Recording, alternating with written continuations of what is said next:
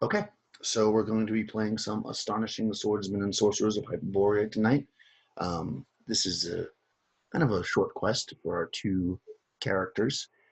There's been a rash of raids on caravans and merchants traveling through by a an owlbear creature that's been living in the woods.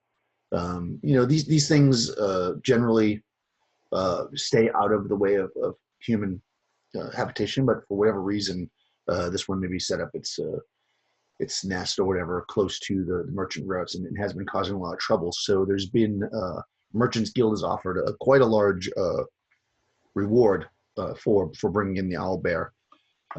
Bring in proof of the death of the owlbear, I should say.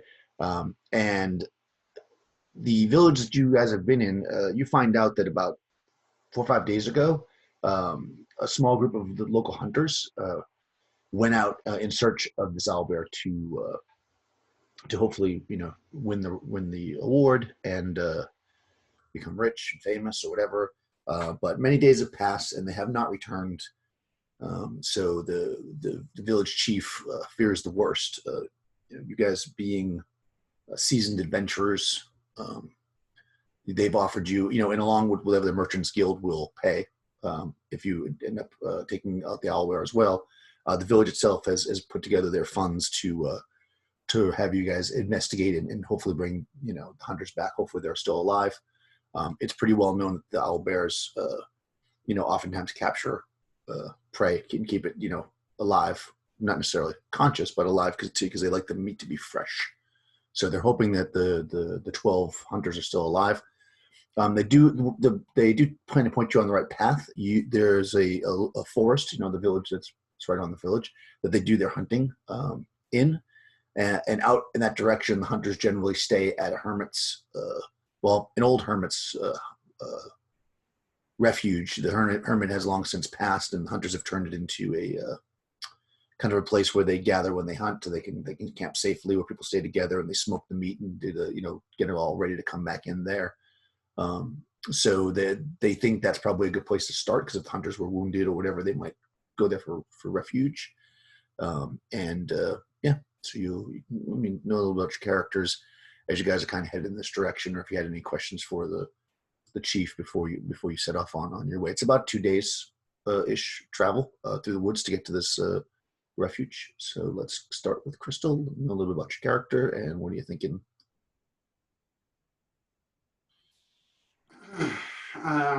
Yeah, so you see a woman with long auburn hair. She has it pinned up and she has a fan. She's fanning herself, sweating quite profusely. She's a bit on the heavier side. She definitely likes her sweets. And the other thing you would notice would be around her face. She has lots of piercings, not just piercings on her ear, which she has like 3 or 4 on each ear, but she also has like 2 on like her bottom lips, and then like a pair of like snake bites and like some nose piercings. Looking at her, you would definitely be able to tell that she is a Celtic woman. Though her bigger size, some might also think that maybe she has some Cimmerian in her, though she would deny such a thing. And she's standing in this temperate forest as she fans herself and is sort of panting. Um, and she's just kind of like, 2 days. I'm gonna have to travel 2 days through this spring forest in order to find this creature. I'm gonna sweat so much. I don't even know if I've brought enough clothes for this adventure. And yeah, she's just generally in a kind of grumpy mood. As she just sort of complains about being there. Okay, cool. Traveling alongside you is Tony's character.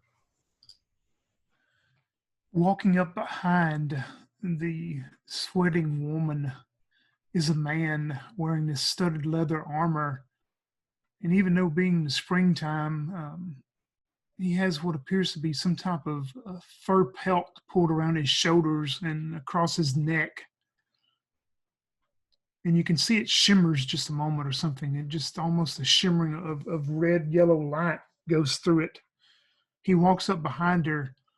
He puts his hand on her shoulder, and the first thing she feels is the heat, the radiating heat coming off of this man. And he simply goes, "You will do fine, I believe. If you want to stay alive, though, you will have to quit worrying about the weather. Worry about the things you cannot see, the things that come out of the dark, things that come out of the bushes, the things that come out of nowhere." I am going to be playing Lysandros, the legerdemainist, also known as the Fire Thief. It specializes in pyromancy. Nice. Got fire and ice here. Should be interesting. Yeah, so you're up. This forest is, it's, as noted, it's the spring. The weather is fine, unless you would prefer colder weather. It's not particularly hot, but it's definitely on the warmer side. But it'll cool off in the evenings, and flowers are blooming, and the birds are out, and you can kind of see, especially the two of you just walking together. You see in the distance occasionally, deer kind of running around, and various other types of wildlife.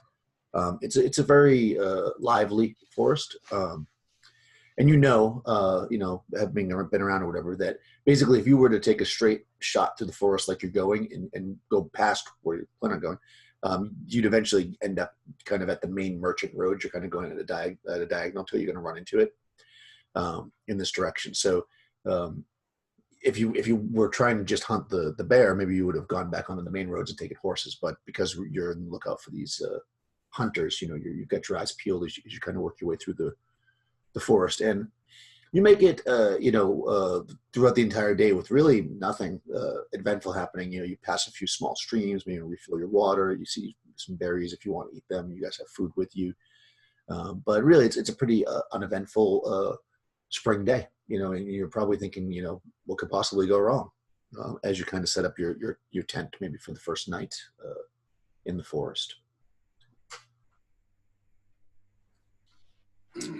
Do you want to set up watches, or how do you want to do it since there's two of you? Lysandros looks towards his traveling companion. He goes, "Since this temperament does not do well with your health, why don't you rest first? I will be glad to stay up until my eyes decide to close on me, and then I can awaken you."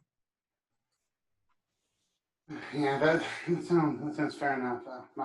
My feet are killing me. I hate walking so much.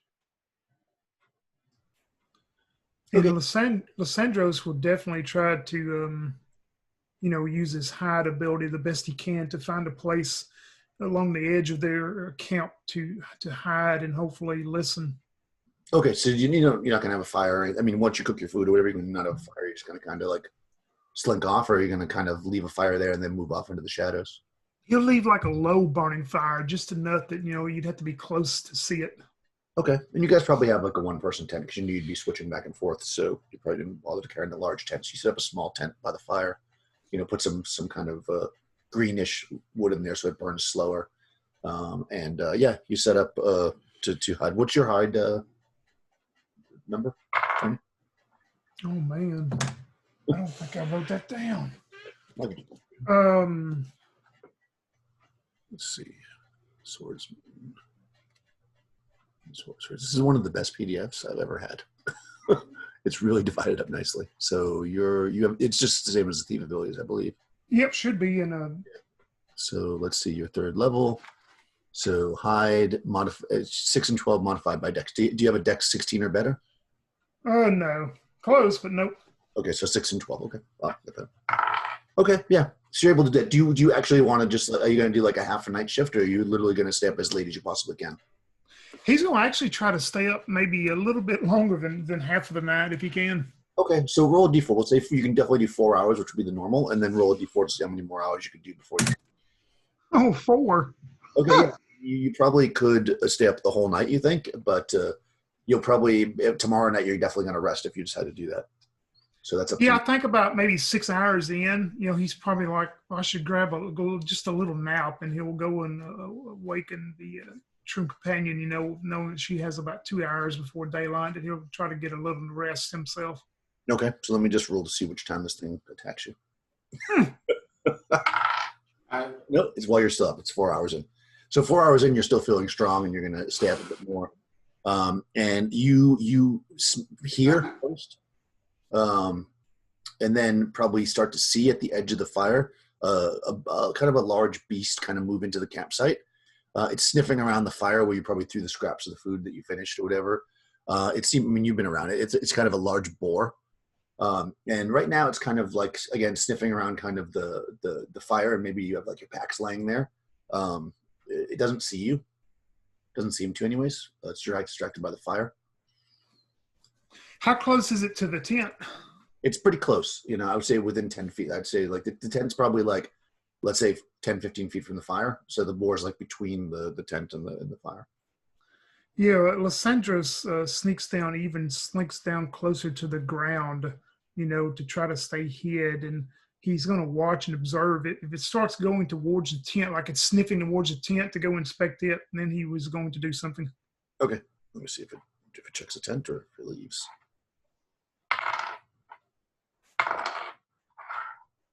Okay, it must have picked up the scent strong in the tent of your companion, because as it's kind of sniffing around the fire, and then it turns its head and sniffs in the direction of the tent. Then it kind of picks up its face and starts to. You can tell that its eyes are like lit up, and it seems like it's going to move towards the tent. Yeah, as soon as it starts that he's confident it's moving towards the tent before it gets to the tent, he's going to stand up abruptly and he's going to cast a spell. Okay. Are you trying to get its attention? Yeah, I'm trying to get it to look at me, and as soon as it starts looking at me, then it's going to get zapped, I hope. Okay, so what we'll do there is we'll roll initiative, and because you're going to go on the second phase, so it might have a chance to run at you if you do that. A 4. A 1. Okay, so even I'm sorry, even with that, so it looks up. It's kind of surprised as to where you are. So it does actually turn, but it doesn't move towards you immediately because it's slightly confused. So you can definitely make an action before it does. Yeah, as he stands up, making some noise where this boar turns and looks at him, the pelt starts kind of glowing that yellow and orange again. Of course, the boar would not discern that, having no intelligence, but it starts glowing yellow and orange. And he goes, "Oh, foul beast, you must return to the woods. If you do not, you will be someone's supper quickly." And he raises both hands up, and these 2 flaming missiles shoot out, one from each hand. I'm casting Flaming Missile, which automatically strike any visible target for 1d4 plus 1, and I can fire 2 of them at CA3. Okay. And that will be 6 damage total. Oh, nice. Okay. Yeah, you sear this thing, and it rears back in pain and screeches, and that probably wakes up the crystal as you hear this boar. I'm going to make a morale check because that's pretty serious. It's morale. Fine. I'm going to roll. No. Okay, it's pissed. Okay, so it's going to. It's going to charge at you. What do you want to do? So let's. Is there a tree close by that I can jump up in a tree? Yeah, you can climb a tree. I'm going to try to jump up in a tree then. Okay. Krystal, you wake up to the scream. What does your character want to do? Was your name Maureen? Maureen, yes. Okay, Maureen. What does Maureen want to do? Let's see. Well, Maureen is completely naked inside the tent, sprawled out because it's so hot and everything. Mm-hmm. So, yeah, I want to say she'll take a second to kind of get her thoughts together. But if she hears something going on outside, then yeah, I guess she'll definitely go out to check. She'll go out completely naked. Okay, so do you want to like move? You want to like get yourself you're gonna kind of wake up, and then the second half of the round you'll pop out. Yeah, I mean, if she hears like something disturbing going on outside, and if it sounds like an animal attack or something, yeah, for sure. Okay, fair enough. All right, so everybody roll initiative. Oh, actually, you only roll one side. Tony, you might as well because you're mostly engaged. So roll a d6. Oh, 1 this time. Oh, it got a 2, so it goes first. Okay, it's charging at you. Then we're gonna see if it hits you or not. So it'll charge you before you can get up the tree. Oh my god! It rolled a 1. So wow. it tries to charge at you, but maybe the tree that you climbed is like the fires between you and the tree and the boar. Like you move close to the side, and it thinks twice after being just roasted by you about going near the fire. So it kind of charges around the side, and by the time it does, you've definitely moved up the tree. So it misses, like it poof. It's All right. at the bottom, and you're up a few branches. Maureen, you see as you poke your head out, you see about maybe 15 feet away. Well, probably from you where you are, about 20 feet away. You see this wild boar kind of at the bottom of the tree, slamming into it as your companion goes up. Okay, I'm gonna assume she still has her ring on. I mean, Yeah, sure. wouldn't be a lot of reason to take her ring off. So she'll see if she can kind of like wave her fingers and like see if she can take control of it. Like, does she has to speak a command word, right? Yeah, you just got to use the command word to do it. Yeah. So she like stands up. She's completely naked, and she puts her ring finger up, her hand up that has the ring on it, and she speaks the command word. Some kind of magical words flow from her mouth, and as she speaks them in like a very calm and collected manner. Okay. Well, you're gonna do that because you have to state your action. That's magic. You can do it in the next round. Okay. Yeah, so that's fine. Then. All that's good, assuming that you don't die before then. All right. What are you gonna do this I round? have 5 hit points. So. What are you gonna do this round, Tony? I'm sorry. What characters? Lysandros? Lysandros, yeah. Lysandros. Okay, so let me write that down. So what's Lysandros? He's let's see now. If you throw 2 daggers, you can throw 2 in one deal, right? If you do missile attack with them. Well, first round I think it's 1, and then 2 the second, because I believe it's 3-2. Unless you're. Is it 3? Okay. Yeah. On the first round, you'd have to have 3 daggers total to do it. Yeah, I don't. I only got 2, so he's just going to throw 1 dagger at it. Then he's going to try to take it out from while he's in the tree. Perfect. All right, so let's roll initiative. It's gonna. I mean, it can't actually reach you, but it's gonna just continue to actually matter. But a 4. 3. So it's gonna go first. It's gonna just try to get you in the tree, but you're up in the tree. It can't get you. So it's basically just doing that. So missile goes off before magic. So go ahead and throw your dagger. Alrighty. Oh no. Nope, that's going to be a miss. That's not even going to hit armor class 9. Okay. So you throw your dagger, past the boar into the ground. Curse.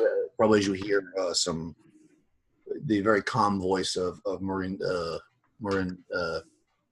chanting some magical phrases to activate her ring. And yeah, you can control the boar. It doesn't get any kind of save or anything. Okay. So what do you want to do with it? If she's concentrating, she can't can she speak still? Yeah, you can. Well, you can speak a little bit. Like you can't have a conversation. Okay. Yeah. So she will. She'll motion for the boar to kind of come to her, and she'll say, "Come here."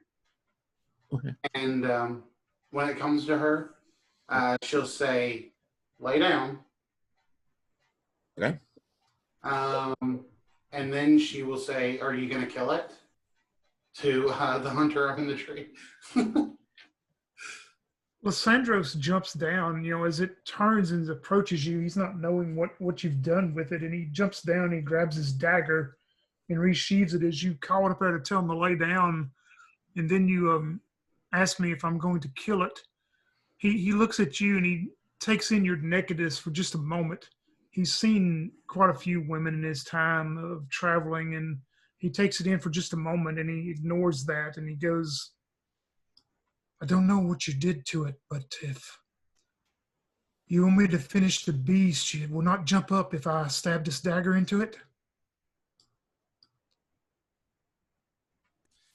I have it under my command. As long as I'm concentrating on it, it will not break. Lysandros will approach it then and take one of his daggers out and just slit the throat in. Yeah, 100%. You can definitely do that. The whatever, you might even have the boar, raise its head or whatever, so that it puts itself in the proper position, and you're able to slice the throat of the boar, and it dies. Well, I guess we know what we're having for dinner tomorrow. Yeah, Lysandros will start, gutting it and taking enough meat off of it, to take them rations for a couple of days. Okay, yeah, for sure. You definitely can do that in the other 2 hours you're going to stay up, I guess. And then, well, actually, I'm going to say, like, since she's awake, she'll tell him, like, well, I'm awake now, so if you're ready, you can have rest. And she'll peek back into the camp just to get, like her dress on and stuff. okay, And then she'll go ahead and take watch. all right, that's fine. And I mean, if you get the next rest of the night to sleep, Lysandros, you should be able to get back your spell too. You think those memorized spell you cast, right? So, Yep. Yeah, you should be able to get that back then because you have a decent amount of sleep to do that. Yep, he'll go in the tent and he starts to take off this fur covering around his shoulders. And as he does, it starts to glow for just that moment. And if you were quick enough, you would see the scars that come up and run up along the top of his back. And he shivers for just a moment as he puts it back on. And he thinks to himself, how can she sleep with no clothing? And he nods off into sleep till morning. Nice. The night passes without any more incident. Maureen, did you are, I guess, gutting the boar and taking food off it like what Lysandra was going to do, or you're leaving it for the morning? Yeah. I mean, she knows how to. Yeah, she would go ahead and start taking meat off of it and such. I mean, if she can do that. Yeah, I mean, you can, you're not going to, you guys aren't butchers, but you can certainly take the pieces of meat that would probably be fine to eat off of a wild animal. You're adventurers and such. So yeah, I mean, it's more meat than you could ever possibly eat between the two of you before it would go bad. A boar is pretty big, but you definitely take some of it, whatever you want to do with the rest of it. And yeah, you get yourself together. Like I said, there's plenty of little streams and such in this area, so you probably maybe camped even near a stream, and you are able to wash off and any of the blood off you, and prepare yourselves, fill your canteens, and head for the next part of the day.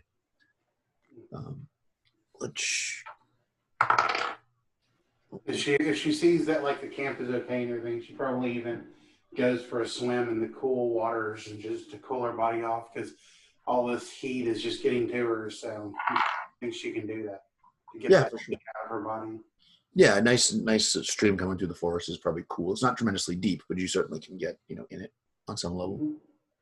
But yeah, it's probably very refreshing. And you break camp, having maybe eaten some of the fresh meat and then packed up some more to cook later, and you head out. Before we head out, like after we've packed up and everything, and as we're finishing off our meals, Maureen will begin to chant this spell, and as she chants for a fairly long time, this kind of this low, like almost dark sounding ritual, and she opens her mouth, and inside, like Lycerin would probably, or Lysandros would probably be able to see, like in her mouth, that she has a tongue piercing, and there's like a gem of some kind in the piercing. Looks like maybe some kind of nice looking like diamond or something. And as she finishes off this spell, she begins to blow air across that gem. And as she does so, like her breath, it's almost like when you're breathing on a cold day, this fog begins to come from her mouth, and it slowly begins to shape itself into this humanoid form. And as she casts Unseen Servant, and she will grab her fan once it's formed, and she'll start fanning herself again, and she'll say, "Grab my backpack," and this unseen servant will begin to grab her gear and carry it for her.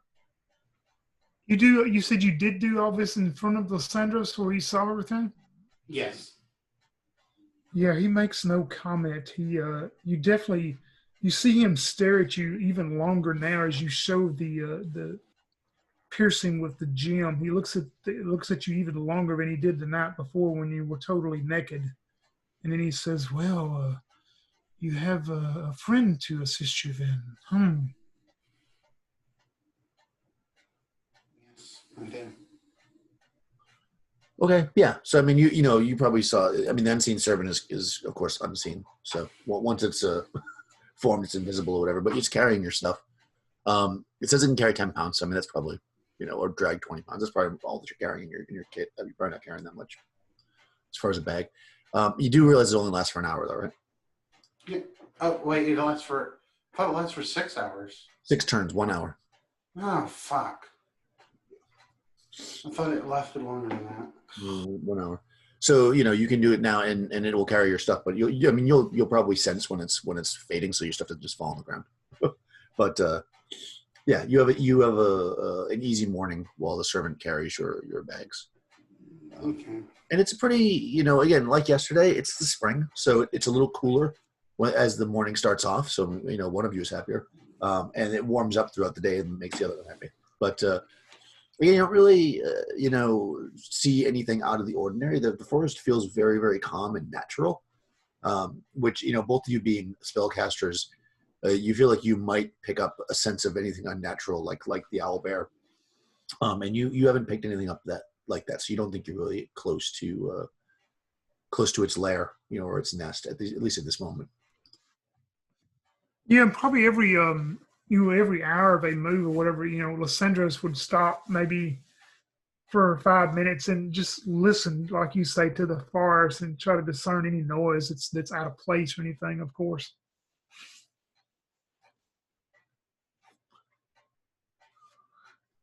Okay. Let me just.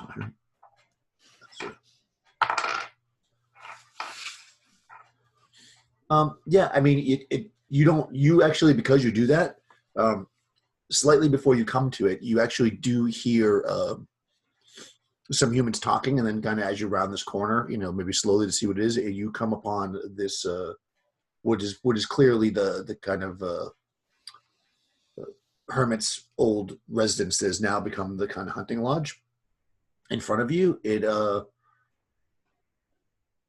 kind of, let me see, I think I have a picture.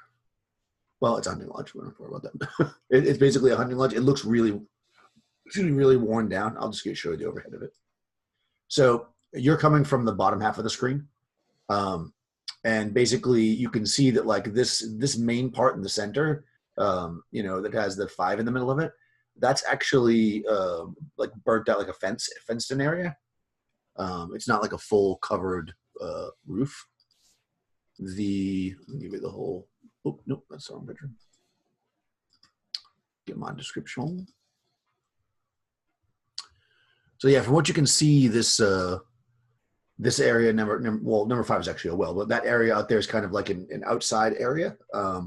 The number 1 area that you see there is a fairly solid looking building, I believe. Let me just check it. Yep. Yeah, and all the ways in the back, you see a barn with lots of holes in the roof, which would be number 2.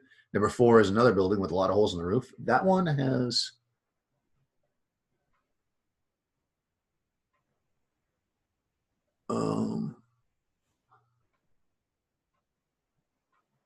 nope, not that one. Number 3, the round one in the back, you actually see some smoke coming out of the roof. And as nobody sees you at this point because you're kind of like you snuck up on it since you heard them ahead of time.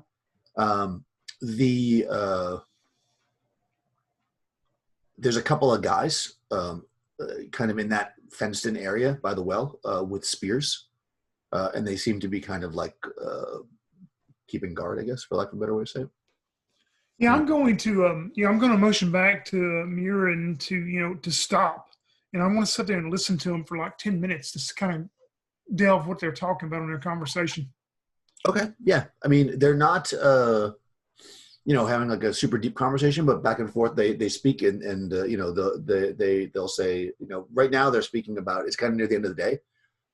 They're talking about how we've been here for so many days now. It's like, when are we going to get back and just get this thing done? We have to kill, and we have to kill it. What I find it strange though, but I mean, these are supposed to, he sent us out here because he hasn't heard back from any of these hunters, and here's a couple of them just seem like they're still at the camp. I mean, from what you can discern, it sounds like that they're looking to kill the thing. Maybe they haven't found it yet. I mean, you don't know how hard it is to track an owlbear. Maybe it's hard to say just from that they're there. Maybe they would have sent somebody back. That would have made more sense. Maybe this guy jumped the gun. I mean, I think that what you would have got from the chieftain was that they thought they were going to go out there, kill this owlbear, and come right back. And it's been, they've been out here several days now, longer than what he thought they should be. So I'm going to go back to Marine and explain to her the conversation, and tell her I see two people up there, and that something feels off to me. And I tell her to wait. I'm going to have her move up to where I was listening at, where she can have a view of everything.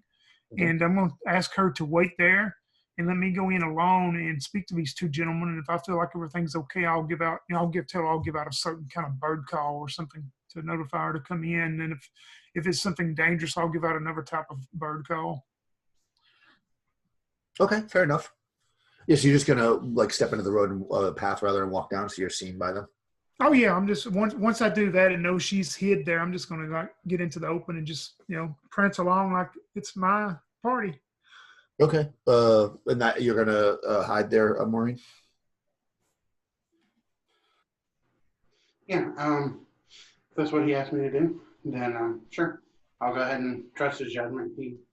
I guess we probably worked together before or something. So I probably believe he knows what he's doing when it comes to this kind of stuff.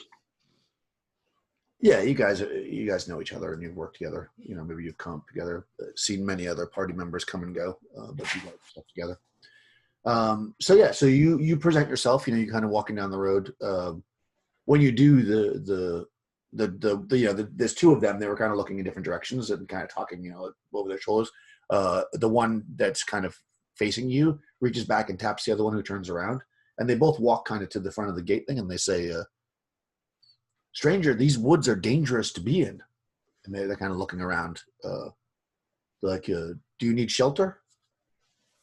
Oh, I understand. There has been quite a bit of trouble here lately. I have been sent by, and I give him the name, and if he gave me some type of paper parts, something to show him, I've been sent by to check and see what the status is of going on of you locating this beast that is attacking all of the merchants.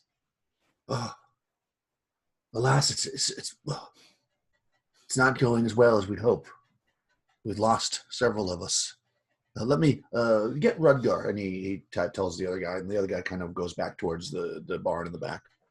He says, "We were out seeking the beast, and it found us before we could find it, and took some of our numbers. Good, come in." And he kind of slides the gate around, and you see, he's looking around pretty sheepishly. But you've not located the beast, and do you expect the beast to attack your camp? And he says it in kind of a condescending way, but also in a way that maybe the guy thinks he's being serious too. Well, once the beast has tasted of human flesh, it will always crave more. Or so my grandpappy always said.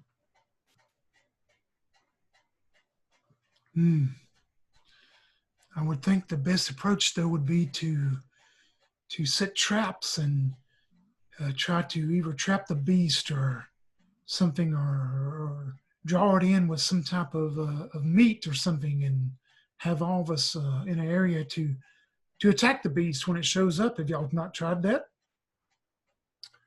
He kind of is looking at you like a little confused, like he's probably not the most, adept of the hunters for sure. But you hear another voice, another man, a bit of a larger fellow. He's actually this first guy, by the way. The other two guards, if you will, they had like these spears, and they're just in like regular commoner type clothes.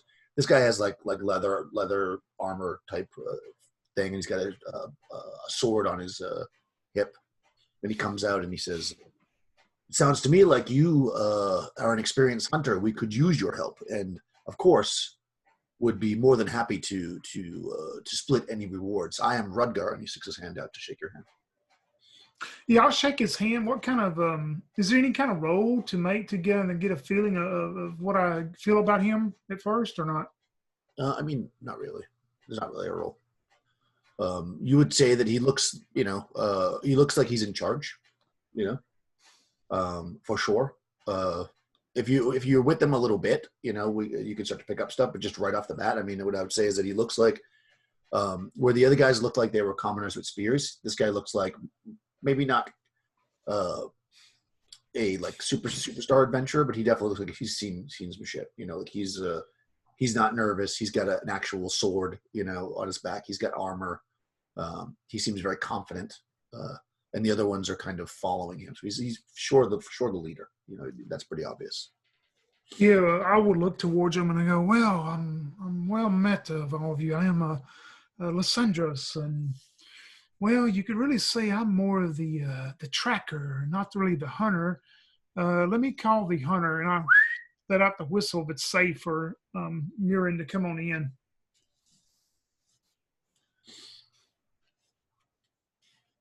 You notice, by the way, that when you whistle, like one of the guys like really flinches, like sound of whistling, like he's like with the spear. Yeah, Marine will then come out of the bush and onto the path and begin to make her way down to the camp. As she's approaching, but not so loud. This guy Rudkor looks at her and he says, "Ah, a fine hunter you've brought." Yes, this is the great Murin Miran. She is well known for her hunts. And she hears you say Marine Moran, and she's no. Marine and him Moran. Well, of course. So when you get into the yard, this guy Rudker, he by now the two guys that were kind of keeping guard kind of go back to what they were doing. Like they kind of like you could see that he kind of like points with his head, and they go like over the edge of they're watching the perimeter. He says, "Well, you've come at a good time. I was planning to bring the men to the cave of the bear and bring it out into the open so we could trap it tomorrow. It unfortunately got us by surprise, and it's killed 6 of brave townsmen." Hey Tony, does your character speak Celtic real quick? He's Cimmerian, and he's got one extra language, so I don't know if he would or not. I mean, You're a Cimmerian. We can roll randomly, I guess, see if you speak it. he's got a 14 intelligence. Yes, you get 1 extra. We'll do a random way to see if he speaks that language. Let me see. Let me bust out my random chart.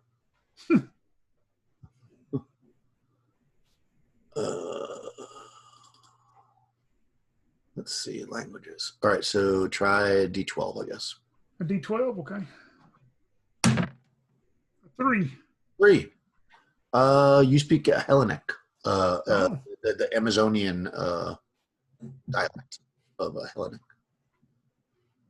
but as well as obviously. Oh, cool. I speak Hellenic as well, but Hyperborean. Yeah, and well, and actually, Hellenic is also Cimmerian. So you guys speak in kind of a similar tongue when you're not speaking whatever the Well, name is. Like I was you bringing it up. I'm sorry. Go ahead.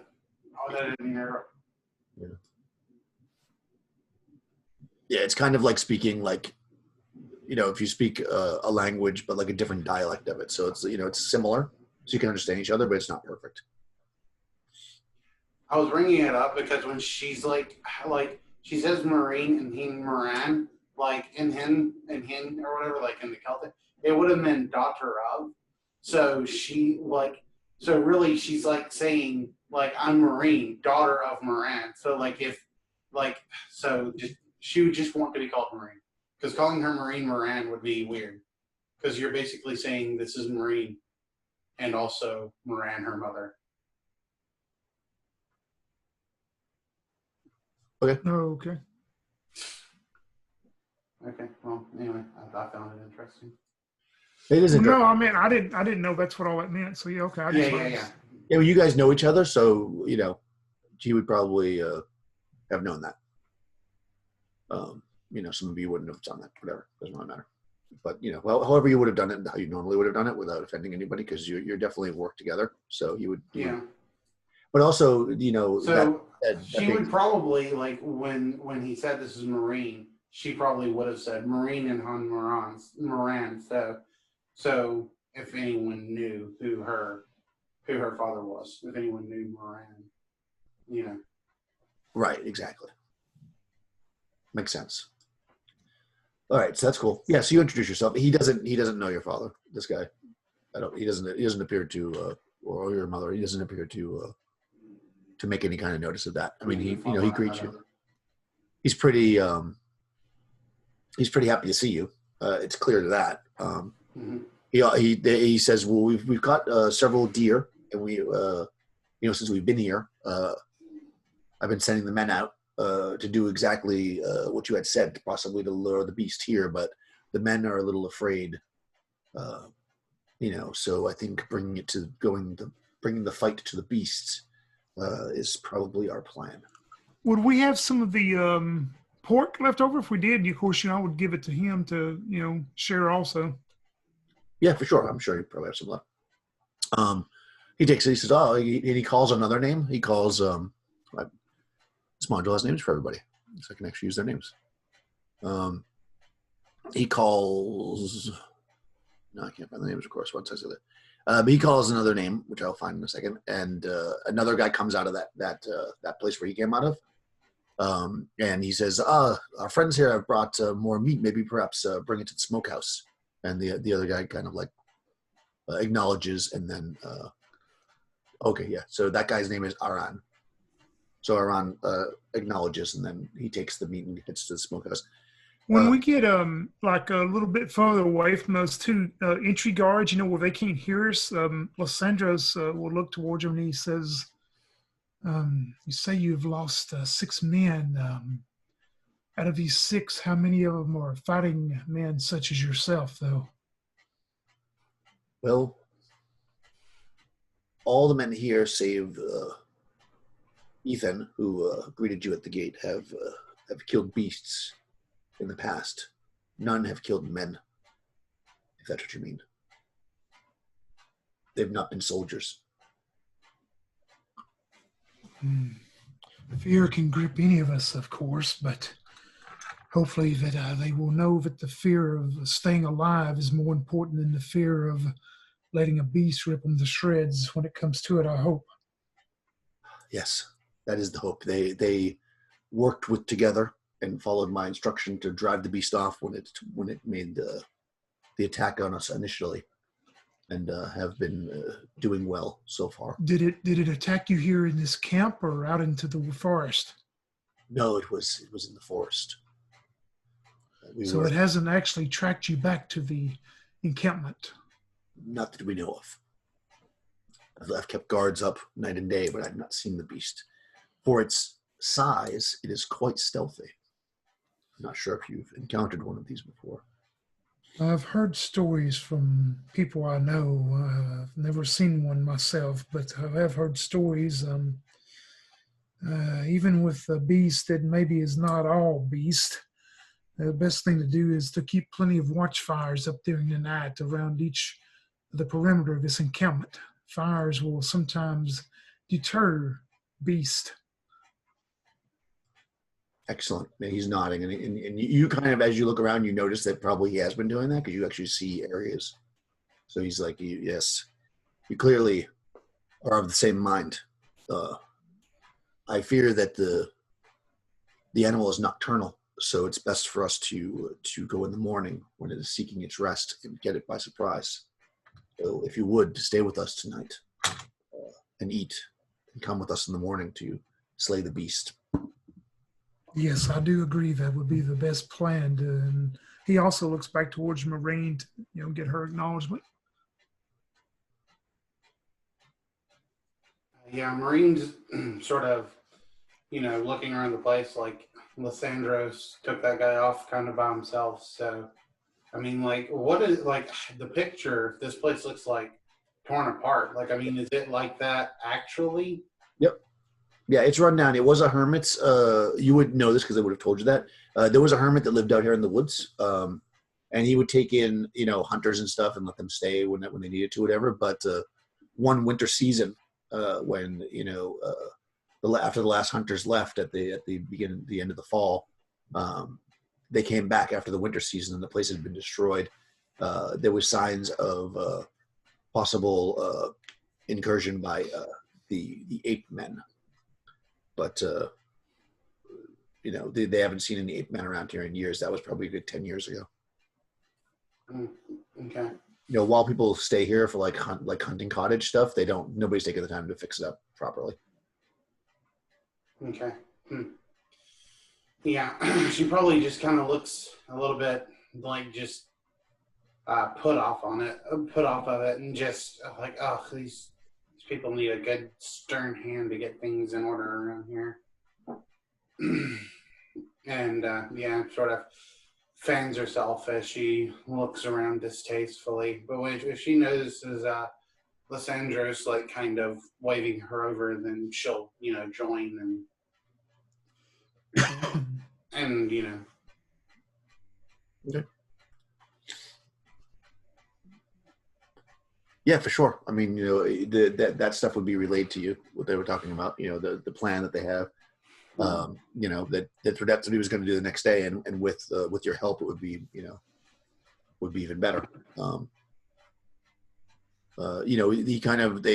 He discusses with you, it's about, a mile or two to the cave of the bear from what he can tell. He actually went out and scouted it himself, yesterday, and it shouldn't take more than a couple hours to get there if you walk stealthily, or even less than an hour if you walk briskly. But there's no direct path to it. You got to go through the woods. Yeah. Once they get time alone again, like Marine would likely say to Lysandros, like, oh, this place is like, it's so run down and disgusting. If that thing were to track us back here, there would be no protection at all. Yes, I'm afraid it would have easy entry into the encampment here. The best thing to do is, as I informed the leader here, and he has been doing this, to keep the watchfires bright during the night. Yes.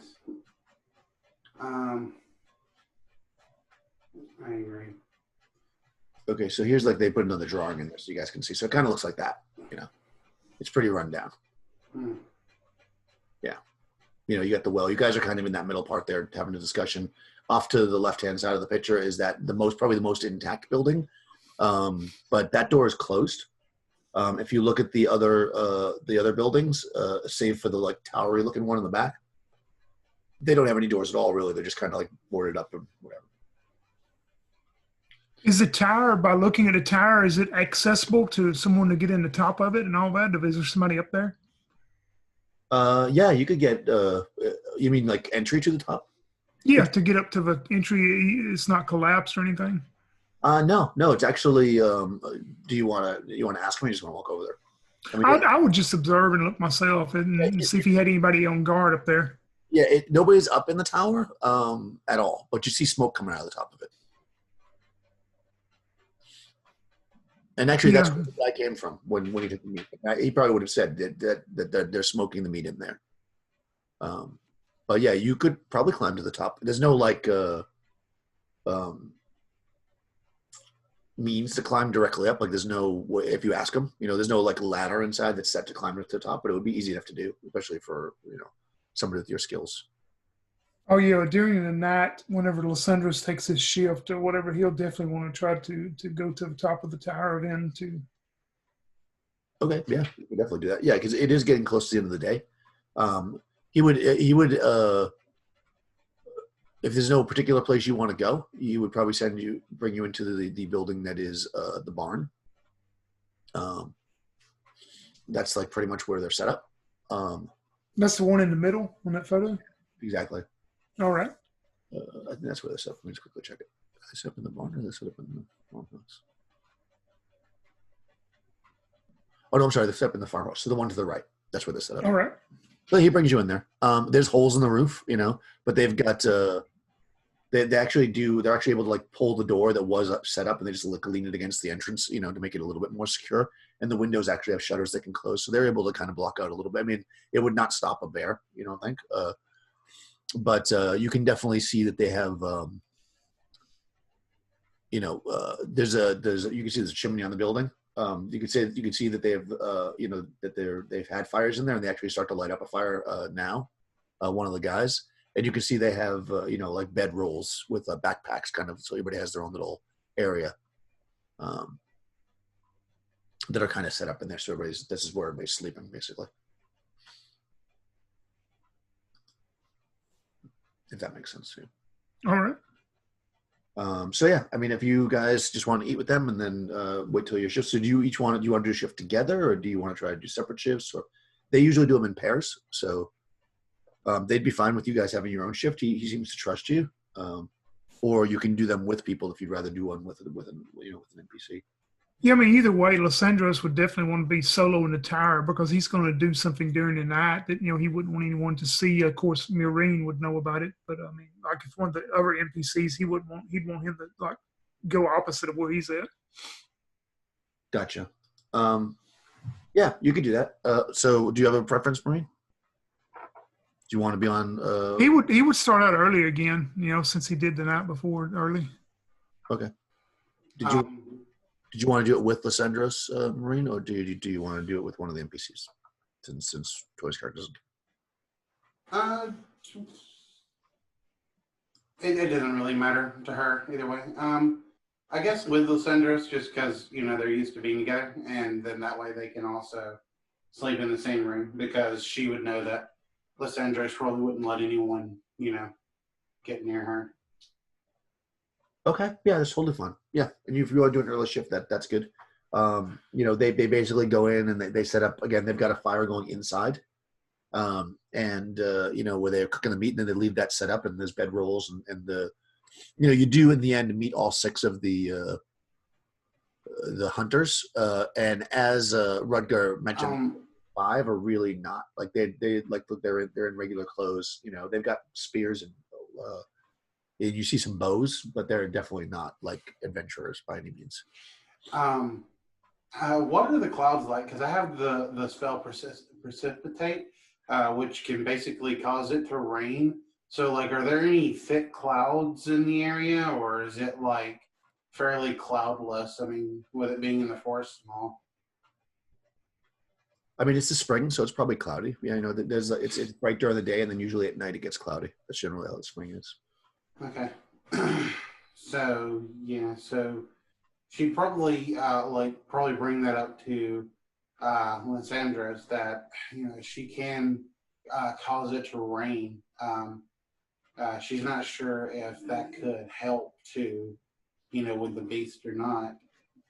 Maybe. Yeah, when you mention that to Lysandros, he says, "Well, sometimes though, unless you call violent storms with it, thunder and lightning and those effects, sometimes the rain can help cover tracks and hide beasts and people such as I who try to sneak around in the dark. The rain could be a detriment to us, I would think. Hmm. Yeah, I was just thinking if we had maybe rain around the camp or something, if something did leave tracks, we'd be able to see them easier. Well, the camp leader says that he's pretty confident he knows the location where the beast is sleeping during the day, so I don't think it will be a problem finding it. And I believe in the power of the fire, of the flames tonight more than I would a wet, soggy ground. Fair enough. Okay, so you guys are doing your shift, which is basically you're out in the open having this conversation. What did you want to do in the tower? My last hour, the last hour before I go to sleep, my last hour of watch, I am going to cast the spell Flash. You will see me take out a bladder of a goat, and I start cutting it up, and I start putting this powder, this very densely packed powder, and I take the hilt of my dagger and I pack it into 5 different capsules that I make and tie up real quick and put them very tight and put them all in a belt pouch. So it takes an hour to do that, and I will use the spell Flash, and they're good for 24 hours. Cool. And they mix like grenades or something? You can make a attack, and if it makes the attack on the impact on the target, they will get a blinding flash, and they will be blind for 1d4 rounds. Oh, nice. That's cool. I like that. Anything that specifically that you wanted to do, Krystal, the Marine? No, not really. There's not. I don't really have any spells that I can really prepare. So basically, everybody except for you two are in the farmhouse, and you guys are out in the clearing area, in the middle with the well or whatever. And yeah, if you don't want anything else, you do your shift, and then you wake up the next day and you get into the farmhouse, and I guess you get in your bags or whatever, your sleeping rolls or whatever that you might have, and if you're going to sleep in the nude, maybe you put your tent up. I don't know, because it's a room full of dudes. It's up to you. And yeah, I mean, let me see if anything else happens.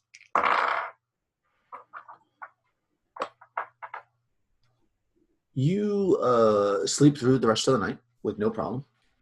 Maybe you're waking up by there's holes in the ceiling. You start to see some of the sun peek through, and as you open your eyes, and they're kind of getting up, and you could see there's a little bit of hesitation with some of these guys. Like they know they're about to go do something that maybe is very dangerous.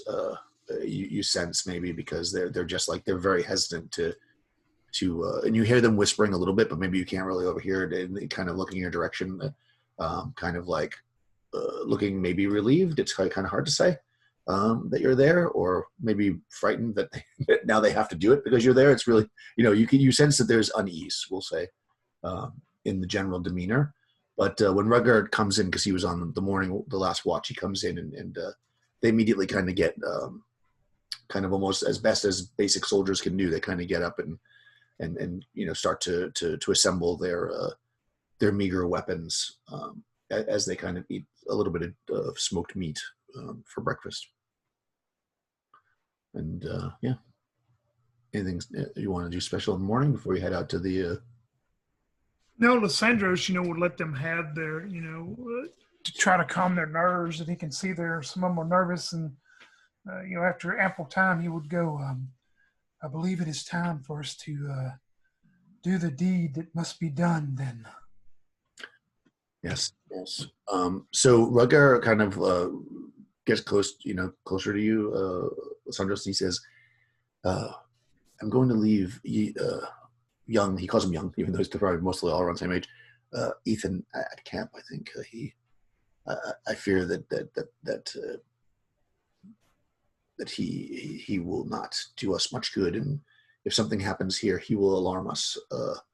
And he has a hunting horn that he'll sound, and I'm going to advise him to climb to the roof. Yes, or either I spent some time in the tower last evening. It has a good watch post in the tower. If he can climb well, he can make it to the top of the tower. Okay, yeah, he'll do that. He'll try to do that. He was going to put him on top of this roof here because you can climb the chimney, but he's like, oh yes, the tower is even better. Very smart, my friend. And he grabs his spear. You know, he's got like a long spear, and a quarrel, quiver, I should say, of arrows, and a bow. And the other men get their stuff, and he says, okay, we will return with having revenged our friends and taken out the beast, and we'll be rich men. And the other guys look, they give a little bit of like excitement, but you can tell they're super afraid still. And he starts to head out, and they follow. You know, and I'm assuming you do as well. Yeah, Lysandros would ask him maybe to stay up front with one of his most stealthy men that he has. You know, that he would want to stay up front or just ahead of them, really. Okay. Yeah. I mean, yeah. Midgar's is he'll be kind of near the beginning, but you can like go out a bit of from ahead of him, and then he can continue to kind of lead you like from behind. You know, you stop, and then he'll catch up, and then he'll tell you which way to go. He said that's probably a good idea. How about Moraine? What would you like to be? Marine will kind of fashion herself in the middle of all these men. She doesn't really want to be too far to the back and not too far to the front either. She wants to be as much in the middle as she can. Okay. Yes, I definitely want to if I can move silently. Okay, yeah, for sure. So as you're getting closer to the the area that he says, he tells you it's up over that ridge and then down in that little area there between the stones is the cave. You do your move silent. And you creep down, and maybe on your belly or whatever as you get closer, and you see this kind of relatively large cave opening, like certainly large enough that that two men could walk side by side into. So it's a big kind of cave opening, maybe about 8-ish to 9-ish feet tall. Laying on the ground in front of it, you see mangled bodies of men, half-eaten, looks like. When they point out the cave and say, like, over that hill is the cave, yep. Marine would like to take that time to cast shield. Okay. Perfect. So that's good for what, a couple turns anyways. Two turns. Yeah. So you cast a shield spell on yourself. Yeah. So you crawl up there. Oh my God. Tony's character. Sorry, my brain. Oh, me? Okay. Yeah, I'm sorry, my mind. Lysandros. Yeah, you climb over that. That's what you see. So back maybe like 50 yards back is the rest of the group. Your companion is casting a spell. The rest of them are waiting for your reconnaissance. So you see what looks like bodies. I mean, without getting really close, because they're kind of, some of them are torn to pieces. You would guess that there's at least 2 people's worth of bodies there. So actually, there's one. There's probably 2 that are pretty, like, most of the body is there, and you see some other like a random leg or hand or whatever like scattered around. So you would imagine that there may have been more before and they've been consumed. The ground, has some blood on it. Not a tremendous amount, but there's blood there, and then you can see there's a cave opening, but you can't see into the cave because you're in the light and that's dark inside. Yeah, he goes back and explains to Rutger and the crew that your instinct was right. This is the cave. There are pieces of I would think probably part of your common militia that came with you. Nothing's stirring outside of the cave. The beast is either inside and asleep, or it is still roaming the forest somewhere. It may be watching us right now, as far as we know. Yeah, when you say that, he kind of looks around a little bit nervously, and he says, well, I was thinking to advance the men slowly with spears out and try to catch it while it's, if not asleep, at least first awoken and slow. Well, there's 2 schools of thought I have on that. Of course, we will speak to Marine and get her thoughts, but we can go into the dark caves. A couple of men can, and I don't know if that's the best answer, or we can try to rouse the creature up by making some noise at the front of the cave and draw it out. And as soon as it comes out, be prepared to attack immediately. What do you think, Marine? Yes, I believe that it would be better to draw the creature out to us than enter into its lair. It knows its lair best. And if it is nocturnal, the sunlight may hurt its eyes. It'll be adapt to fighting in the dark cave better than fighting out in the bright forest. Okay, so he takes into advisement what you said, and he says, so we lure it with, I would say we would lure it with food, but there seems to be food already there.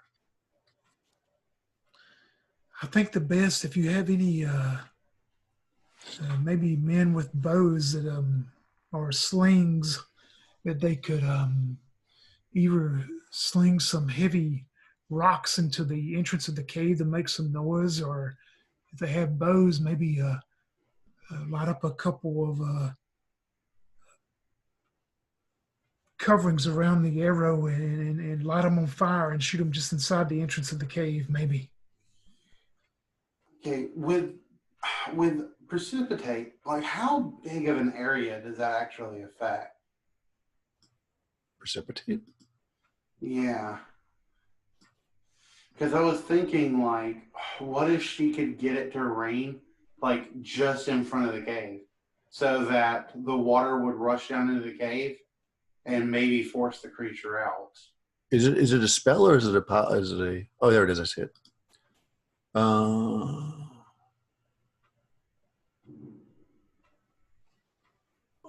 Cast out towards him, praise God, is good, involves good, clouds, really, so I mean, it's using the natural clouds, so it's going to rain as much as a cloud would rain. So probably being that targeted would not really be possible. Like if there's clouds in the sky, it's going to rain where the clouds are. It's not like you make a little cloud that rains over somebody's head. Yeah, okay, never mind. Yeah, unless you had some power that could make clouds. Another spell for that. But yeah, it's basically making the actual weather rain, not like a magical little spot. That's what I thought, David. I just wanted to make sure. Yeah. No, good idea though. All right. Well, they do have bows. I mean, they've got bows, so that they say that they'll shoot arrows in. Yeah, if I can shoot maybe a couple flaming arrows, and I'm going to take one of those capsules that I made, because I'm thinking they're probably a small rock size, and I'm going to use my sling and have it loaded in my sling ready in case the creature comes out.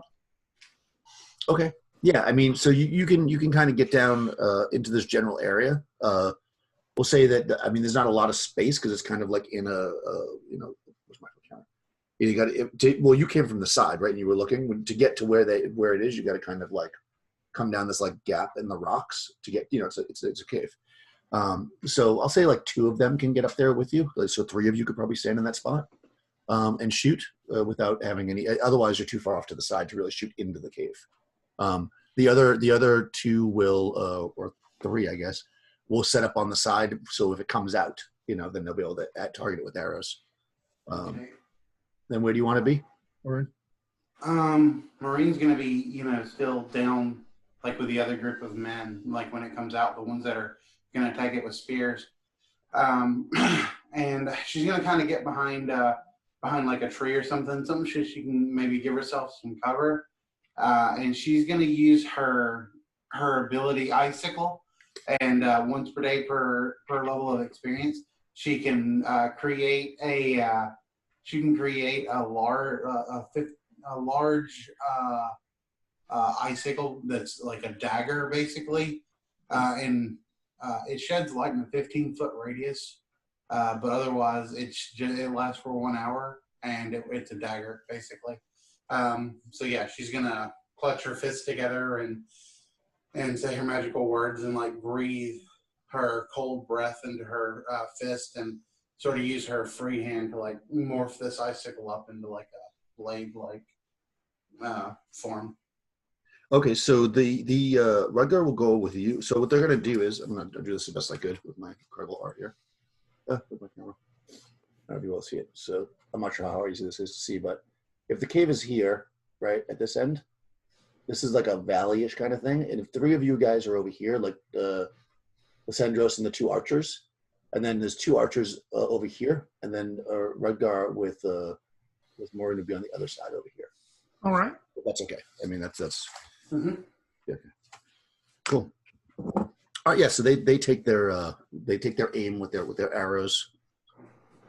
Oh, that's a good hit. Okay. Yeah, they shoot down to one lands like in front of the cave on the ground and is burning. Another one goes right into the cave, and you hear this like loud like screeching combined with the roar like. That's what an owlbear sounds like. Yep, and I'm going to have my flash capsule loaded in my sling. As soon as it comes out, I'm going to hopefully missile it with that and blind it, I hope.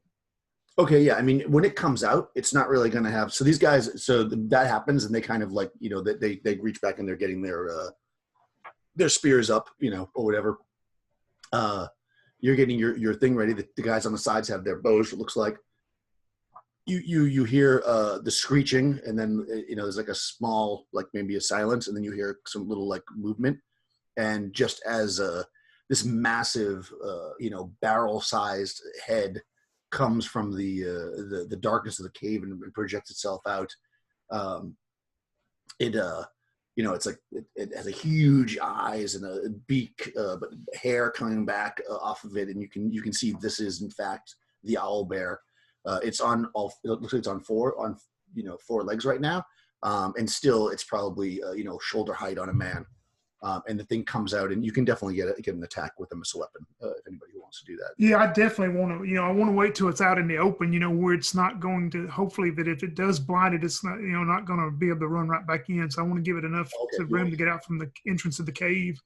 Okay. How far away from it are we? If you're at the top there, you're probably 40 feet away from it. You know, just because of the height difference, maybe like 30 without the height. All right, so as you do that, how am I going to do this? Roll a d. Actually, I'll do it this way. Okay. So you're getting ready. You're waiting for the owlbear to come out. What are you doing, Maury? Two of these guys on the side have their bows ready. She has her icicle dagger ready, and also she's starting to wiggle her fingers to prepare another spell. Okay, so you're gonna cast. Yeah, I'm gonna attempt to cast a spell. Okay, so both of you guys make an avoidance save. We'll call it. Okay, let's see. I get a +2 to that. Ooh, I made it. A modified 20. Cool. Okay. No, I failed. Okay, so basically you're getting ready to wiggle your fingers. The two guys on the side have their bows pointed down as the bear's starting to come up. You hear the gravel move behind you, Lysandros, and you turn, and the two guys with their spears are getting ready to shove them in your back. The two guys on the side of the cavern that had the arrows pointed down at the owlbear turn up and let loose arrows at Marin. And at the same time, the dude with the short sword cuts at you with his sword, or tries to anyways. All right, so you have shield spell ups. Your AC is pretty good right now. It's like AC 3 or something, right? It's AC 5 versus melee, and has a damage reduction. What about missile? I'm gonna do the arrows first. Oh, missile, yeah, it's AC 3 with 2 damage reduction. But you said those are fire arrows? No, these are regular arrows. Okay, never mind. First guy rolls 13. I don't think that's going to hit you. That hits AC 6, so nope. First arrow bounces off your magical protection. The other guy rolls a 12, misses.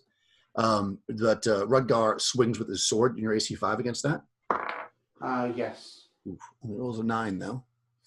He is 3. He rolls a 9, so that doesn't hit you either. Your magical protection protects you from all of those things. You know, at this moment, You are not surprised though, Lathendra. So if you want to make an action against the, obviously you see those arrows flying. You see these guys about to jam you with the spear, but they don't get the surprise round on you. So it's actually, what do you want to do this round? Because now we're kind of in first round of combat. Yeah, so, there's two guys who are coming at me with a spear. Is that right? Yep, they're about to jam you with the spears. They're standing. Two guys with spears and two bowmen next to me. The two bowmen are actually on the other side. So basically, if you think about it like this, because they're the two guys that shot the arrows in initially that were next to you are the spearmen. They put okay. This is the same guys. Okay, I got you. The other two guys opposed are on the other side of the cavern. They're probably like 40 or 50 feet away from you. All right, so it's the same two. Okay. That's same two guys. I misunderstood. That was confusing. But so what did you want to do? You have your sling. How far are they right on top of me, or am I pretty much, or? Yeah, they're like right in front of you. And I'm just, if this is what I want to do, then I want to grab, if I can, I'm going to grab the capsule of the flash capsule out of my sling, and it's, just throw it right at one of them in front of his feet, and hopefully it will go off. Okay, yeah. I mean, it's in your sling, so I'll say that'll have to be the second segment, if you will, right? Okay. Because you'll have to pull it the first one. What do you want to do, Marin? Swordsman on you and two guys across the way that shot arrows at you. Okay. And you block them all like a boss. Yeah. Okay. I mean, she's. I don't want to spend time really trying to cast magic because if I get hit, I won't do it. Oh, and there's an owlbear. But it's not particularly close to any of you right now. I mean, yeah, but it's an owlbear. Okay, let me see. Yeah, you're actually pretty safe from the owlbear, Marin. The person in the most danger from it would be Lysandros, because it can run straight at you. But one thing at a time, I guess. Okay. Yeah, all right, let me just. Okay, so it can function as a single-use dagger. That's all it can do. Dagger, or it's a light source, I believe. Mm-hmm. It's a pretty cool feature. Yeah. Okay. She'll just stab this guy with it, and then she's gonna run away. Okay, that's cool. Do you want to run, or you want to just do a fighting retreat back? If you run, he'll get an opportunity attack. Well, if I do a fighting retreat, then he can just close in. That is also true. Yep. Right. So I mean, she doesn't necessarily want to leave.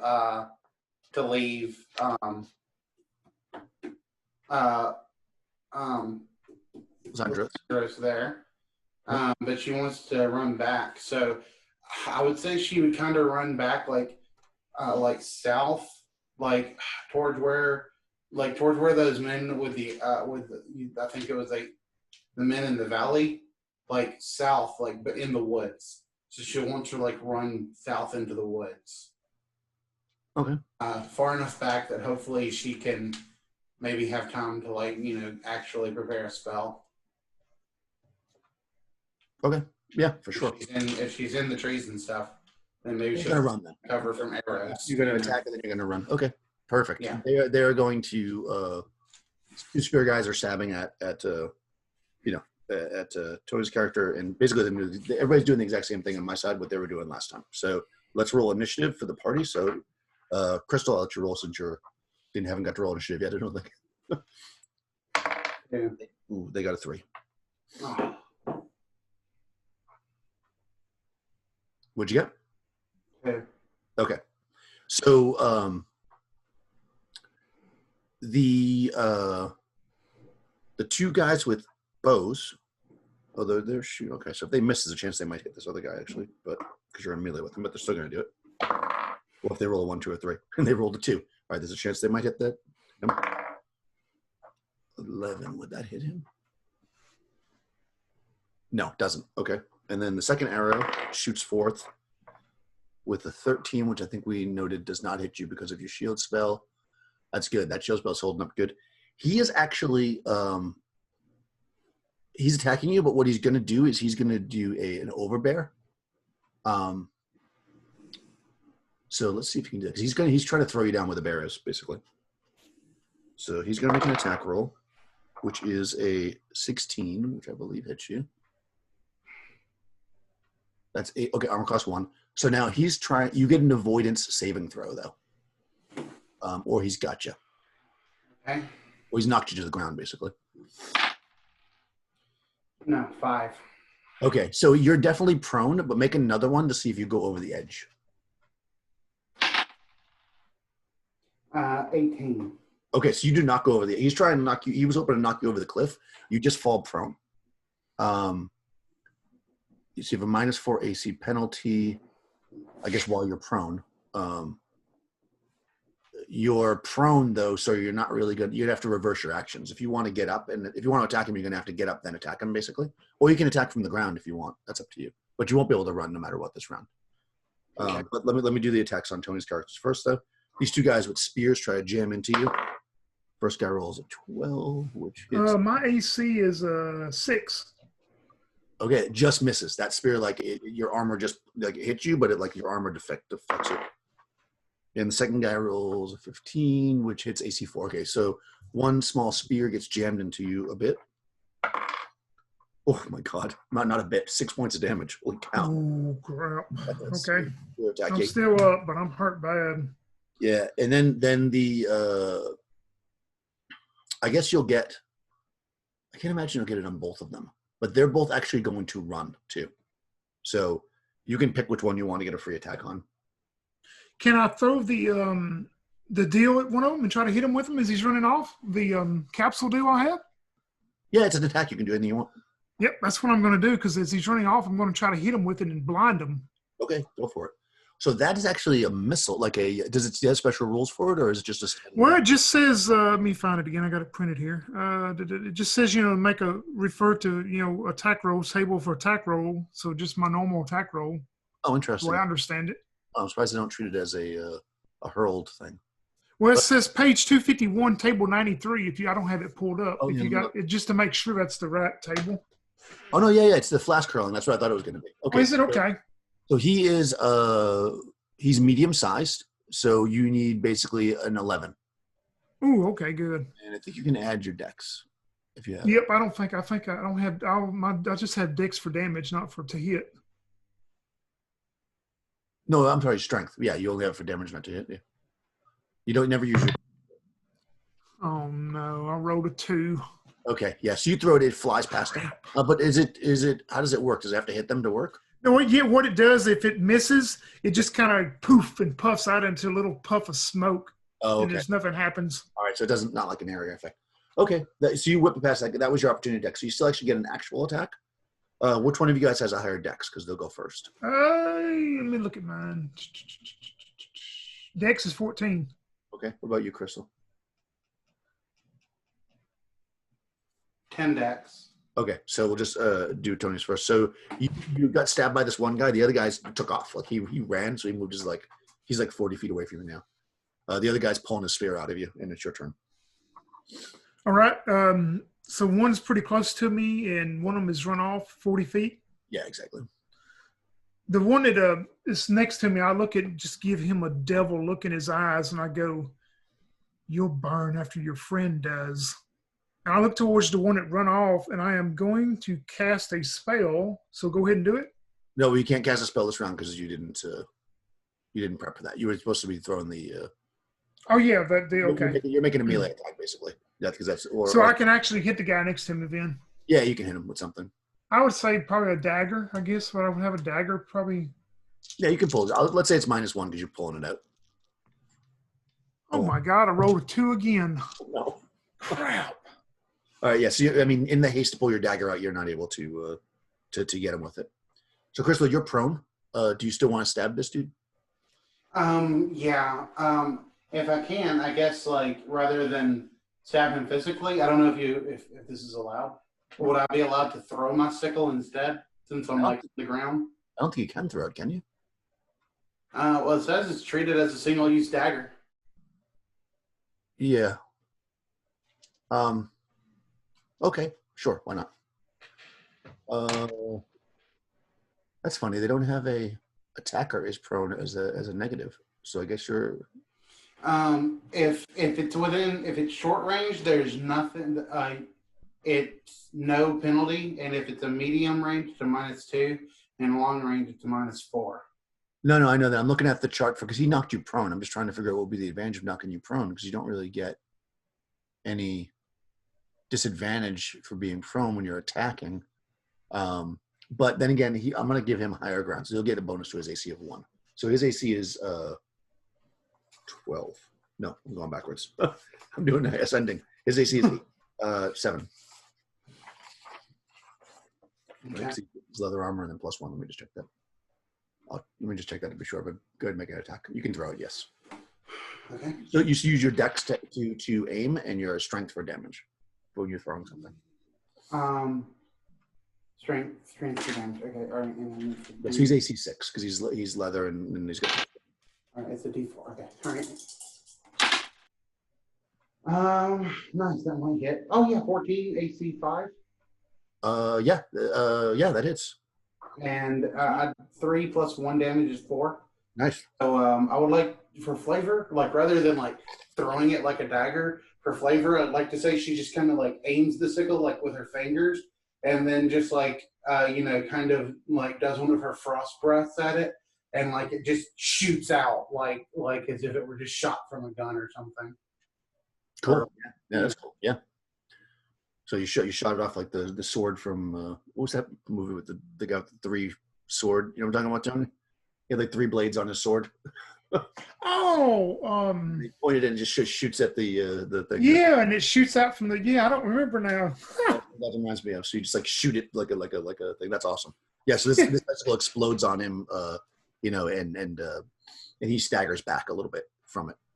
And that is the end. Because if you want to stand up, you can on your movement action, but you won't be able to run anywhere. Or you could, of course, jump off the side, I suppose. But there's an owlbear down there. Yeah, no, I do not want to jump down with the owlbear. No, she'll turn and like start getting up to run off. Okay. So basically she stands. You stand up. Okay, perfect. All right, next round. So what did you want to do this round, Krystal? You got the guy, he's right in front of you with the sword. And the 2 people were shooting arrows at you on the other side last round anyways. What did you want to do? Okay, let's see. So is she still like within 5 feet of this guy, or like? I mean, she stands up to try and get away. Like you said, it staggered him. So I'm like, how far away is she? No, you're still within melee combat. Okay, I'm still within 10. I'm still within melee. Okay, in that case, okay, she'll pull her. Can she pull her short spear and also attack this turn? Yeah, I'll say you can do it. Just have a minus on the attack of 1. We'll say. Okay. Well, you don't have to do that. You just have to do it the second phase, so you can definitely do it. Do what second phase? Yeah, you pull it up, but it'll be second phase because you got to draw the weapon. Spear is kind of big, so to actually pull that and attack in 1 round. It's a short spear. Well, a short spear is still 5 feet long. Okay. Yeah, she'll do that, and if I can, if this isn't too much, then she will attack with both of her hands on it. Yeah, you can pull the spear out in the first phase of the round, and then you can stab him in the second phase, basically. Okay. So essentially, you're using your movement to pull it out, if you want to think about it like that, like other systems. So even if we win initiative, I still go second, basically? Right, he'll still have an opportunity to attack you, yes. Okay. That's why you don't want to do a spell if you're going to do that, because you definitely get hit, or almost get hit. So down on the other side, you've got the one guy ran, Tony Lithindros, and the other guy's got the spear. He staggered back a little bit, as you swung at him with the dagger and missed. So what do you want to do with this round? So you have a dagger. I'm casting a spell. I hope I get to. Yes, you want to definitely roll. So you definitely won't do initiative.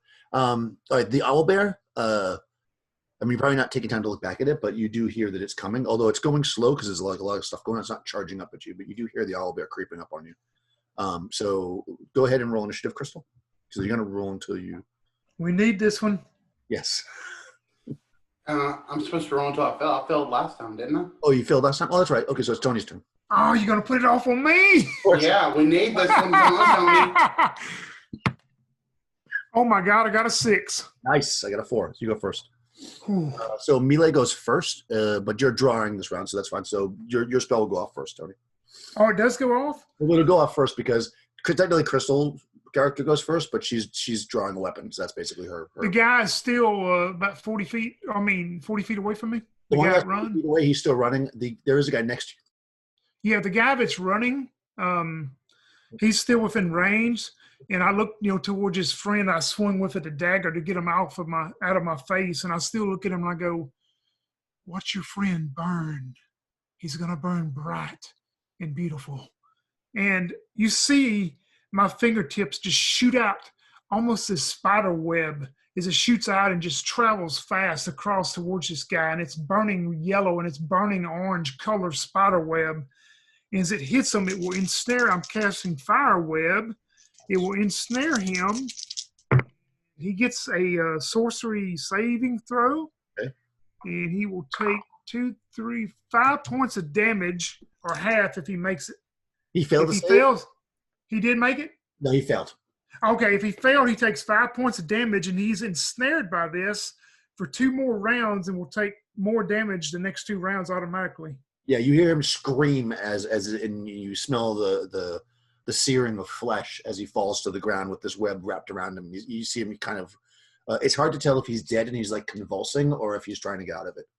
And I just look at his friend, let out an evil laugh, and say, "I told you you would be next." Oh boy, yeah, he looks a little worried. So now it's their turn.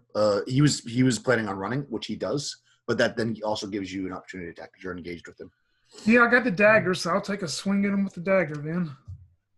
Let's see. Come on, baby. There's when I need you. Hot dog. That will hit armor class 1 Oh yeah. for 3 points with the dagger.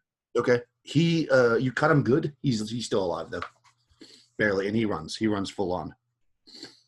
So he is now 40 feet away from you basically by the end of this segment.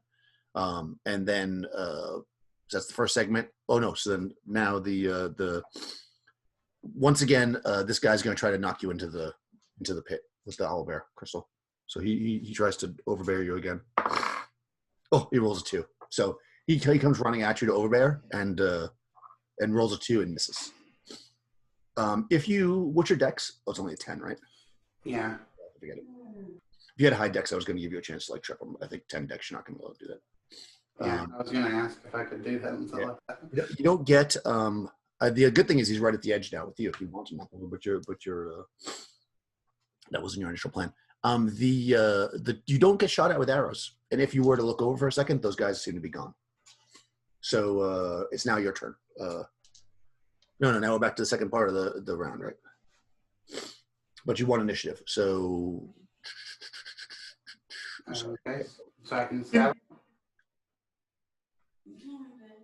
Can we move in the second round too? I mean, the second segment? Yeah, because you attacked, you can move if you want. But of course, yeah, you can chase the guy if you want. I'm actually going to head kind of like a V away from him. Like, say, if he's going, we'll say to the left, I'm going to V off and go to the right, if you know what I mean, but still where I can keep him in sight. Okay, so you're running. I just want to see how that affects the owlbear who's looking right at you. Okay. You're running. The spell goes off for Krystal. This character. Or whatever. Yeah, you're doing a spell, right? Go ahead. No, I was going to stab him with my spear. Oh, that's right, because you pulled it out. I'm sorry. I was trying to figure out why you were going second. Yeah, because you pulled your spirit. I'm sorry. Go ahead. His AC is 7. Nice. 15. That most certainly hits, I'm sure. Yeah. I mean, I think it did last time, because I think last time I rolled armor class 4. Yep, that totally hits. And that's a total of 6 damage as I stab him with both of my hands with my short spear. Nice. All right. Yeah. He does not look happy as you jab into him. I mean, he's definitely the toughest of the group, so he's not dead, but he definitely does not look happy. And that being said, his second thing he was gonna run. So you can actually take a second attack if you want, because he's running. Okay. Could I attempt to since he's running away, could I attempt to trip him with my spear, or maybe try to throw my spear at the ground in order to trip him up into the pit? Yeah, well, you can get an opportunity attack, and with that attack, you could try to overbear him, which would be to knock him down. So basically, it's a regular attack with your strength mod.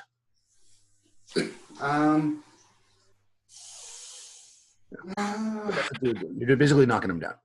That's how you would do it. Because an overbear is an attempt to tackle or potentially pin or restrain an opponent. So he basically gets 2 avoidance saves, right? No, he only gets 1. But you still have to hit him then. The second one I gave you was so you don't fall off the side, because technically you're only prone when you fail. Okay, all right. Yeah, why not? I'll try it. 19. Well, it's okay. So now he gets an avoidance save to not fall. Oh my God! He also rolled a 19. That's funny. Wow. So you hit him like in the leg, and he's like does like a half step, like he's gonna fall, but then he takes off. So he's now a good 40 or so feet away from you. You kind of take a quick survey around. You see that Lysandros has started to run kind of off, kind of almost diagonal to where this other guy's running, so not at him. And you see the owlbear at the top of that cliff area. It's probably like 30 feet away from you. So what does everybody want to do? What do you want to? Let's start with Krystal. I'm already talking to you. So what do you want to do, Krystal? You see the owlbear. You see your guy about 40 feet away. You don't see the archers anymore. Okay, let's see. Right, that's a long ways away. Okay. The owlbear is about 30 feet away. The owlbear is about 30 feet away. The guy's about 40 feet away, running away from you. The owlbear is clearly coming towards you. Okay, clearly coming towards me. Great.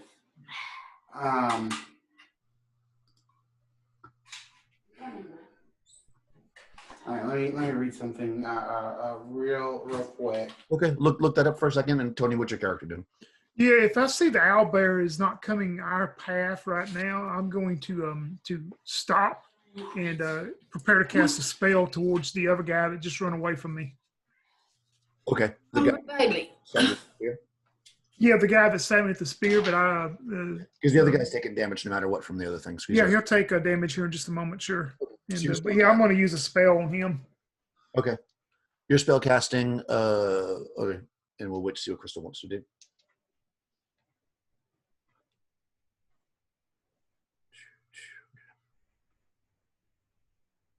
Let me know as soon as you're ready, Krystal. Okay, all right. The spell doesn't do exactly what I thought. Okay, so it does. It just I was hoping there'd be more. But anyway, okay. I guess I will simply. I guess I'll just run away. I'll try. I'll take off running. I guess like towards where that other guy ran off to. You're gonna chase Rudgar? Sure. Okay, fair enough. All right, so let's roll initiative. So Tony, you succeeded last time, so you get to keep rolling. I got 5. Oh, good. You go first. So yeah, the auto damage guy that's in the web, he'll take 4 more points of damage. Okay, good. Spell. So you're just running, Chris, right? Just chasing him, right? So you're just gonna keep running. So you got a spell to cast, Tony's character. Yeah, as I stop and I see the second one that stabbed me with the spears, I see him running off. I look at him and yell out, "I told you you're going to burn too!" And I cast 2 of my flaming missiles, so he will take 5, 6, 7, 8 points of damage total from him. Big time. He drops, you said? Yeah, he's dead. He's dead. You hit him with the first one, and you like his body's like falling, and the second one hits him, and he just goes flat. I'm assuming you have at least a 60-foot. Yeah, it's 90 feet. Yeah, 90 feet. Yes, you get that. You're chasing he's running full on, Krystal. The owlbear seems to be chasing you though, and it happens to move at the same pace as you, so that's really interesting. So you're being chased by an owlbear. The other guy's going to keep running because he clearly doesn't want to fight an owlbear either. But from the woods, they had reflanked around. The two archers both let loose on Lysandros. Oh my God! The first one rolls a 20, so you get an arrow sticking. Second one misses with an 8. So let me see what the guy that rolled the 20 does. 6 points. Oof. That will take me to -2. Oh, does it? Okay, so an arrow sinks into you. Let me just see what the crit was. I'm just curious. 2. He's a monster, I guess. We'll count him as a monster. So +2 damage. So yeah, so you're -4. So actually, you're bleeding out. So this is probably not going to be ideal for you. Nope. Because Krystal's character probably doesn't know that because she's too far But away. I got 2 of them down. Yeah, you did. Yeah, I don't think she's close enough to figure out unless she figures something out really quickly. Okay, so that's that round. So basically, currently there is the bad guy running about 40 or so feet away, in front of you, Krystal. You're running behind him, and behind you about 30 is an owlbear. So what do you want to do? The burning web on the last round, just to let you know, Daniel will do 3 more points as it plays out. Yeah, as you're like bleeding out on the ground, you look over and you're like, but at least I killed you. Yeah, he died. He actually died the first round. All right. Yeah, that's good magic. Fire magic is so deadly. Okay. Oh, sorry. Go ahead, Krystal. It's on you. Okay. So this guy's running. Yep. The owlbear's chasing me. Yep. What I would like to do is jump off to the side and stop moving in hope that the owlbear starts chasing the other guy. Okay, so you want to just stop and jump to the side of the path and hope that it just runs past you? Well, more like jump to the side of the path than like stop. Like I'm gonna like jump off to the side and then like just curl up into a ball. If I have to roll on the ground, I will. But yes, I'm gonna hope that maybe if I jump off, maybe it will lose distraction because I won't be running anymore and it'll chase the other thing that's running. Right. No, that's good. I like that. Okay, well, I mean, since you're not like a thief or whatever, this is I'm going to consider what we're going to do is we're going to do this as a task resolution. But I mean, to kind of to get an owlbear to not follow you when it's chasing you, I think is going to be difficult, if not very difficult. So we'll say you have a 2 in 6 chance. So a 1 or a 2 on a d6. It keeps going past you. Okay. Let's see what happens. I rolled a 5. Okay.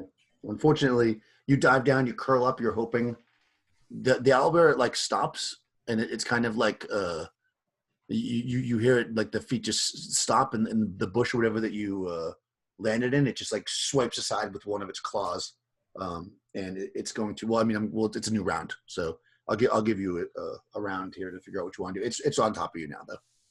So what did you want to do? Man, if you would have just rolled for that potion I had.